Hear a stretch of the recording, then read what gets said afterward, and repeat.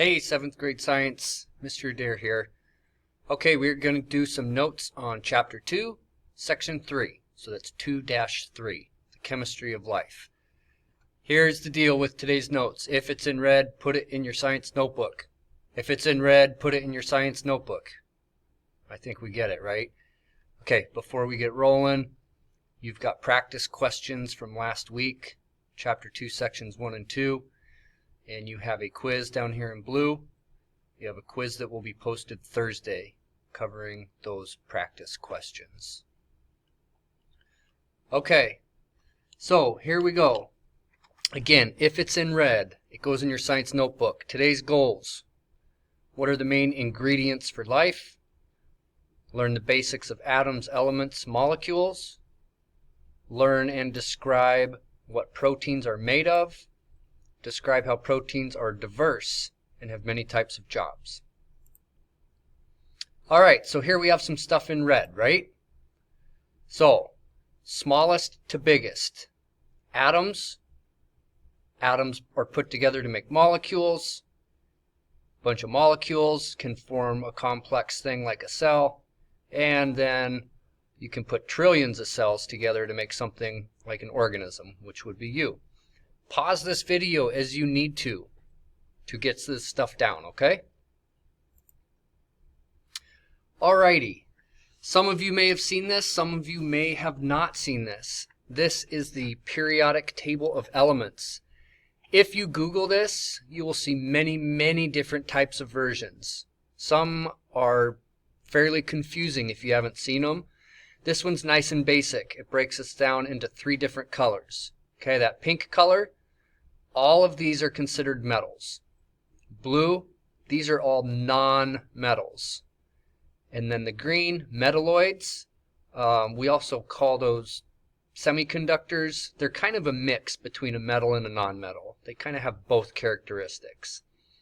And we're going to look at some of the main players in this table that we see when we talk about life and what things are made of. Oh, hi there, Mr. Atom. What are you made of? So, atoms are made up of some basic building blocks. You have protons and neutrons. Those are in the nucleus, okay, in the very center. And then you have electrons. They're little negative particles, and they orbit around the nucleus. So that's your basic structure of an atom. I do see that neutron is in red here. That's just from the image I pulled off of Google. You don't have to write neutron. But I just wanted to show you the basic structure of an atom. Okay, let's look at what is an element. You do have something down here in red. You can either pause now or you can pause in a few seconds to get that down. So let's look at this top question. Is iron an element? Well, if you look across the table, and boy, there's a whole lot to look at, but I'm going to point you in the right direction. Look right here in the center, right where I'm moving the mouse. Okay, Fe, that's the symbol for iron. So iron, it's on this chart, which means yes, it's an element. And look at this one. Is steel an element? Well, we could spend several minutes picking through this whole thing, looking at every square, but I'm going to give you the answer to that. Steel is not on this chart. It's not on this periodic table. That means it is not an element. Steel is a combination of elements, iron and carbon. So it's made of elements, but steel, if you don't find it on here, it is not an element. So there's your message in red. If it's not on the periodic table, it is not an element. What is a molecule? So again, you can pause now, or you can pause when you need to get down what's in red. So a molecule is at least two or more atoms joined together. So let's look at some examples that most people have heard of. So H2O, that's water. If you take 2 hydrogen atoms and 1 oxygen atom and combine them so they're chemically connected, you just made a molecule. CO2, carbon dioxide, that's a famous one. 1 carbon atom, 2 oxygens If you chemically join those up, think of gluing them together, then you have a molecule. So molecules can be real simple like these, or they can have thousands and thousands, even more than thousands of atoms connected together. But we're going to try and stay basic. So what is a molecule? Boy, there's a lot of information in this, but here's what I liked about this. It shows some very simple ones. So these are two oxygen atoms connected together. So that's a molecule. Here's methane, natural gas that we're drilling out in Cook Inlet right now. 1 carbon, 4 hydrogens. Caffeine, look at caffeine. So you have a lot of different atoms connected together to make caffeine. And then look at DNA. Each little circle in here in a different color represents a type of atom. So again, molecules can be really simple or they can start to get really complex. But you have to have at least 2 atoms of something joined together. Okay, let's look at what I'm going to call the big 6. So the big 6 elements of life. Pause it now. Pause it in the middle of this. But this is in red. It needs to go in your science notebook. Carbon, hydrogen, nitrogen, oxygen, phosphorus, sulfur. These are our main ingredients. If you like to cook in the kitchen, think of these as like ingredients. So these are the main players that we see in living things. So if we go over to the right side of the table, there's carbon. Hydrogen, you got to come up over here. Don't worry why he's off here in the top left corner. Just recognize that's where he lives. So hydrogen. Let's go back over to the blue. There's nitrogen. There's oxygen. There's phosphorus right there. And then sulfur's right here. So if you look, all those ingredients are kind of stacked up in the same general area, which makes it nice. They're kind of easy to find. And check them out. They're blue, so they're non-metals. It's kind of interesting that most of the elements that we know of that exist are actually metals. I think that's kind of cool. Okay, still talking about the big 6. Okay, so a combination of the big 6 can make some very common macromolecules. Don't worry about what that is. But let's get this down in our science notebook. So if we take the big 6 and we start putting different proportions of them together, we'll make proteins, we can make carbohydrates, we can make lipids, think of fats, we can make nucleic acids, just think of DNA right now, and we can make something called ATP.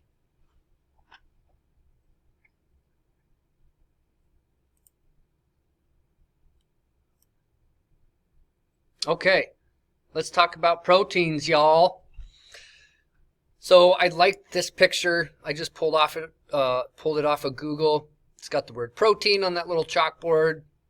But look, you've got things like beans, eggs, different types of meats. The only thing that's missing in there would maybe be some other plant material. So proteins is more than just eating a steak or eating a burger. So here we got some stuff in red. So proteins, some of the major messages we want to get to you. They are large molecules made of building blocks called amino acids. I'll talk to you about Legos in a second. Second bullet, proteins have many different functions or jobs. You could think of the word jobs instead of functions. So let's go to the top red bullet. Okay. These are large molecules. Remember, a molecule is 2 or more atoms chemically bonded to each other. So we've got these things called amino acids. Let's just go with the easy number of 20. Okay, let's say we have 20 different amino acids. Think of having 20 different types of Lego pieces. And you have gigantic trash cans full of each piece. They're different colors, they're different sizes, different shapes. You can grab all these different Lego pieces and start snapping them together and make yourself an end product. Think of the individual Lego pieces as amino acids And after you snap them all together and you've built your thing, think of that end product as your protein. So now let's talk about different jobs or functions. So again, proteins is more than just eating, a moose steak or a delicious cheeseburger or some eggs. Proteins are not just for eating. So here's a famous one. Hemoglobin proteins are in your blood and they attach to oxygen and help deliver it throughout your body. So proteins have so many different types of purposes or jobs. And that's something fun to research if you would want to do that. Hop on Google and look up different types of proteins and their jobs. There's a lot. So here is a basic drawing of a simple protein molecule. There's some hydrogens, there's a nitrogen, there's a carbon, there's a sulfur, there's a couple of oxygens. So there are our big six, and they're connected in different ways, and you can see there's different angles. So this would be a basic rendition of a protein molecule. Now here's one that I pulled up because we've got some of our big six in here, and this one starts to get a little bit more complicated. So proteins can be really simple, or they can start to get pretty darn complicated. I just want you to know right now they are diverse and very different and have very different jobs.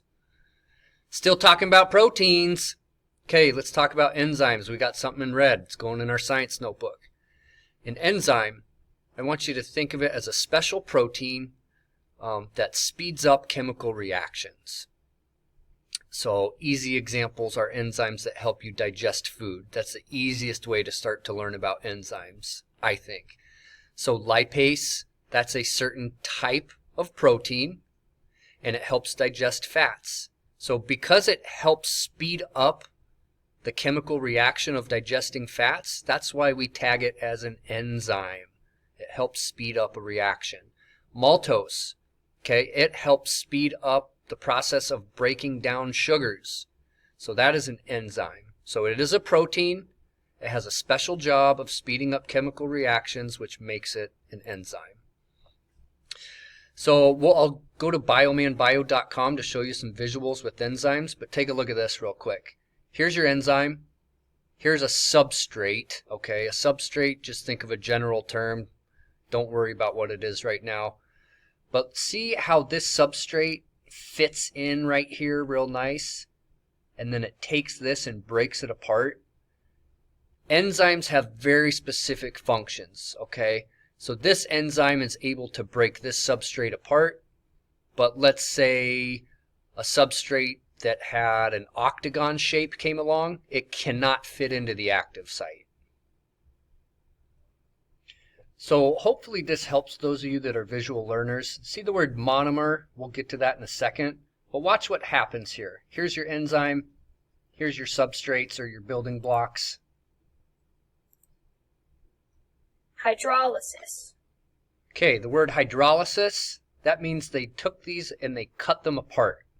So this enzyme is breaking things down. Condensation or dehydration synthesis. So that one, it took the two monomers and it connected them together. So again, enzymes can help break things apart or they can help put things together. They are very diverse and have a lot of different types of functions. All right, so here again, the word substrate, and we have the word active site. And here's your enzyme. So this enzyme can deal with this substrate. And then let's look at this one. Oh! Enzyme. Reaction. All right, so I'll show you Bioman here in a second how to get there. Okay, some more terms to help you understand this new language that scientists use. Okay, here we are in red. Mono, think of that as a single unit or like one. The word poly means many. So this sketch to your right, yes, get this in your notes. You have monomers, you put them together through polymerization and you make a polymer.